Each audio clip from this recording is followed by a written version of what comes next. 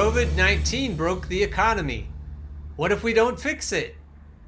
Instead of reopening society for the sake of the economy, what if we continued to work less, buy less, make less for the sake of the planet? By Shayla Love. At the end of March, Donald Trump tweeted, "We cannot let the cure be worse than the problem itself." He was referring to the economic ramifications of shutting down the country in order to protect the public from the novel coronavirus, which has now killed over 100,000 Americans. Many Republican lawmakers have echoed the need to reopen businesses and get people back to work. In March, Texas Lieutenant Governor Dan Patrick said on Fox News that the economy must be salvaged, even if it meant that older people would take a chance with their lives to do so. The economy is in trouble. In the first quarter of the year, gross domestic product, or GDP, contracted 5%, the largest quarterly rate of decline since last recession, reported the Wall Street Journal. 1 week in May, over 2.1 million unemployment claims were filed, bringing the total to over 40 million, or about 1 of every 4 workers in the United States.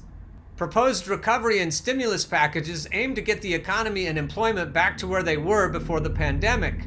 But with everything closed or ramped down, what if instead of putting it all back, we kept certain industries closed? What if instead of going back to work full-time, we decided to work less, buy less, make less, and not fight to raise GDP at any cost? Certain researchers have argued that our hyper-focus on economic growth was problematic long before we knew the word SARS-CoV-2 or COVID-19. The degrowth movement has advocated for reducing production of goods, working hours, and inevitably GDP, all with the end goal of reducing carbon emissions. With the economy at a standstill, we're being challenged by some experts to envision a different kind of economy, one that could help solve the climate crisis rather than make it worse. This was the major thrust of the movie Planet of the People by Michael Moore. The green energy people who are in bed with capitalism hated this movie. They want the economy to go, go, go! I haven't heard anyone yet frame the philosophical argument about why we'd be happier without being so pushed and urgent. I don't know why we assume that humans are better off when they're working harder as opposed to playing or resting or making music or drawing pictures. I don't hear a lot of arguments about what we're supposed to be doing with our existence. The fundamental assumptions always seem to be, we all need to be working our asses off. The good old American work ethic. Saving the planet is great, but moving us all towards an existence where we don't exist merely to keep the corporations happy sounds pretty good to me too. As a matter of fact, I think I'd even prioritize a sane lifestyle over saving the planet. If we only have a few years left to live, why not be happy during the time we have? Tell the corporations to fuck off and let us enjoy life. While the pandemic has had a tangible effect on people's ability to work and spend money, it has also led global carbon emissions to fall by more than 8% so far, as Nature reported, 3 times the yearly emissions of Italy. Emissions dropped more than 1 billion tons in the first 4 months of 2020 compared to 2019. This is close to the emission reductions that are needed to meet the goals of the 2015 Paris Climate Agreement and stop the planet from warming more than 1.5 to 2 degrees Celsius. The reduction of consumption, emissions, and lowering of GDP that is happening now is a side effect of the pandemic, not a sustainable or desirable way to slash carbon output because of the loss of human life, strict lockdowns, and shuttering of schools and small businesses we value. But in Future Earth, Maury Cohen, a professor of sustainability studies at the New Jersey Institute of Technology, wrote that the pandemic, from a sustainability standpoint, offers a rare window of opportunity both for quality of life and the habitability of the planet. Rather than aiming to have the economy and emissions jump back up after the pandemic is over, it could be a moment to think about how to keep emissions down as we reopen and rebuild. That might involve leaving growth behind. Jason Hickel, an economic anthropologist at the London School of Economics, said that we need to switch to renewable energy as quickly as possible, but that it's impossible to do that while growing the economy at the same time. A group of 1,100 experts from more than 60 countries recently signed a letter proposing guidelines to how the economy should be revived, with a focus on climate, health, and well-being instead of growth. The economic hardships we are currently facing could be viewed as an opening to experiment with more progressive policies to ensure people can have access to what they need, like universal income or health care, in a post-growth economy. I don't know about you, but that expression, post-growth economy, has a beautiful ring to it. I used to be a delivery driver for Blue Rhino Propane, and one of the admonitions in the training manual was to work with a sense of urgency. It makes my stomach hurt just thinking about it. Why should we have to work with a sense of urgency? Why not require our employees to work with a sense of joy and ultimate purpose? No, you can fuck urgency. I don't need urgency. I don't know who needs urgency. You don't get the chance to reset the economy every day or even every 5 years. A group of researchers recently wrote in Jacobin, "This is our shot. We need to get it right." The underlying reason that economic growth is desirable for a country is that it implies that people who live there have access to money and all that's purchasable with that money: homes, healthcare, education, food, and more. It implies that the government of that country can invest in big projects to protect its people from the threats they face, climate change or a pandemic, for example. Since World War II, GDP has been used as the ultimate measure of a country's overall welfare. It represents the total value of everything produced in a country, both goods and services. But as David Pilling, the author of The Growth Delusion, Wealth, Poverty, and the Well-Being of Nations, said in an interview with the Washington Post, more stuff doesn't automatically equate to more well-being, or to put it even more colloquially, more happiness. Even if stuff was an indicator of well-being, GDP is a cumulative number. It being high doesn't mean that stuff is being distributed in a way that increases welfare. Currently, the richest 1% own more than 40% of the world's wealth. In the United States, higher incomes are increasing at faster rates than middle-class ones. Having a high GDP doesn't even guarantee longer lives. The United States GDP per capita is $60,000, one of the highest in the world. Life expectancy is 78.5 years. Many countries with lower GDPs have far higher life expectancies. South Korea has 50% less GDP per capita, but a life expectancy of 82.6 years. The initial response to the pandemic reminded us of this too. The United States was unable to rally resources for its healthcare workers or get testing off the ground despite its high GDP, and has one of the highest death counts from COVID-19 in the world. Already, the pandemic is forcing countries to reevaluate GDP and what it means. In an unprecedented move, China decided not to set an annual GDP target this year, the first time they've done so since they began having GDP goals in 1990. Instead, they will give priority to stabilizing employment and ensuring living standards, Premier Li Keqiang said at the National People's Congress. In the US, the Trump administration announced that it wouldn't be issuing its mid-year update to its economic forecasts. People aligned with the degrowth movement, I like that, the degrowth movement, kind of goes along with the defund movement of the police. People aligned with the degrowth movement have said that heading into the biggest global economic crisis since the Great Depression reveals how fragile our economy was in the first place. What kind of a daft system means that if we put the brakes on and calm down for a few weeks, the whole thing implodes, wrote Laura Basu, a research fellow at the Institute for Cultural Inquiry at Utrecht University. I like Laura Basu. Because our economy as it functions now is dependent on growth, when it stops growing, we're not equipped to handle it. Robert Poland, a professor of economics at the University of Massachusetts Amherst and co-director of the Political Economy Research Institute there, previously told Vice News that while shrinking the economy would reduce emissions, he was concerned about it as a solution because it would also almost certainly cause a recession. He was right.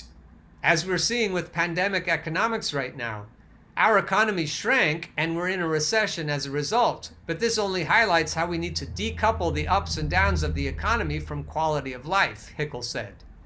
There is no relationship between GDP and human well-being, Hickel said. The degrowth movement wants to build an economy that focuses on human life rather than pushing an abstract number higher and higher. Doing so could ensure that the planet we live on remains habitable. And not just habitable in terms of breathing the air, and not just habitable in terms of keeping our homes and cities from going underwater. We need to keep our psyches from going underwater. If things remain unchanged, our global temperatures will rise 3 to 5 degrees by the end of the century. At the end of 2018, the Intergovernmental Panel on Climate Change report said that in order to avoid a climate breakdown, global emissions would have to be cut by half in 2030 and go down to zero by 2050. We've currently reduced overall GDP and emissions because of COVID-19, but it doesn't mean we're properly doing degrowth yet, said Julia Steinberger, a professor of ecological economics at the University of Leeds. We don't have the social services and programs that ensure everyone their basic needs, despite what's going on with the economy. Degrowth has always insisted on accompanying social policies to counteract the reduction in income people would experience. This is what makes degrowth different from a recession, Hickel said. Degrowth advocates for policies like universal basic income, a shortened work week, and other universal basic services like healthcare and education to compensate for less work and production. Others support a federal job guarantee, where people working minimum wage jobs to fuel production of things that are harming the climate are instead guaranteed jobs in green energy or infrastructure. Debt cancellation could alleviate people from needing to work more in order to pay off rising debts. But that would mean that the architects of our society aren't all fucking pricks. Hey, maybe that's a good idea. Along with robust other policies around healthcare, housing, and education, degrowth would mean that people can work and earn less without a massive blow to quality of life. It also calls for more progressive rates of taxation so that wealth is more evenly redistributed. Degrowth is not about degrowing the entire economy indiscriminately, but rather growing some sectors that are important and degrowing others that are destructive, Hickel said. We need sectors to grow that are important for human welfare while scaling down unnecessary sectors like the arms industry, the SUV industry, the McMansion industry, the single-use plastic industry, things like that. We need the sector of public education to grow that includes the arts, music, dance, theater, visual arts. A world like that, where everyone could participate fully in an education that included things like that, would be a world worth living in. Steinberger stressed that, just as is the case in other forms of climate change activism, individual actions are important, but it's overwhelmingly governments, policies, and industries that need to step up to change. A report from the Center for Economic and Policy Research found that by reducing working hours in the US to those normal in Western Europe, energy use would decline by 20%. But an individual can't decide on their own to live in a post-growth economy and cut their working hours. They don't have the systemic support they would need to do so. So it's the rich assholes at the top of the pile that we need to persuade.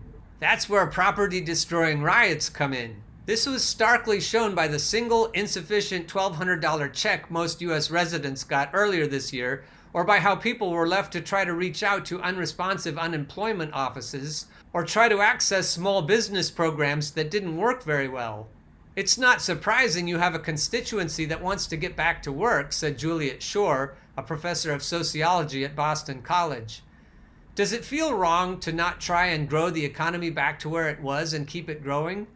Only if you don't recognize the ways it had failed us, Steinberger said, and how that growth wasn't benefiting most people. In 1965, CEOs made 20 times what typical workers made, but as of 2013, they made 296 times that amount. From 20 times to 296 times that amount. From 1973 to 2013, hourly wages rose only 9%, but productivity increased 74%. Despite the economic crisis, the stock markets have been rallying and the world is about to gain its first trillionaire. So what good is economic growth? Who is it good for? Why should we fight to get it back when the alternative could be a real solution to the climate crisis? Why should we fight to get it back when the alternative could be that we aren't spending all of our waking hours and soul energy working for heartless pricks? Not to mention the neoliberal bean counters I work for. Raise your hand if you work for a heartless neoliberal prick. Let me see him. It's quite clear that our economy is effectively organized around the welfare of capital rather than on the welfare of people, Hickel said. There's really no reason that we should be accepting that. As Kate Aronoff wrote in The New Republic, a recovery package could simply, and probably unsuccessfully, try to get the economy back up to where it was before the COVID-19 shutdowns took hold, complete with its decades of wage stagnation, exploding carbon emissions, and staggering inequality. But Kate, they're not going to go down without a fight.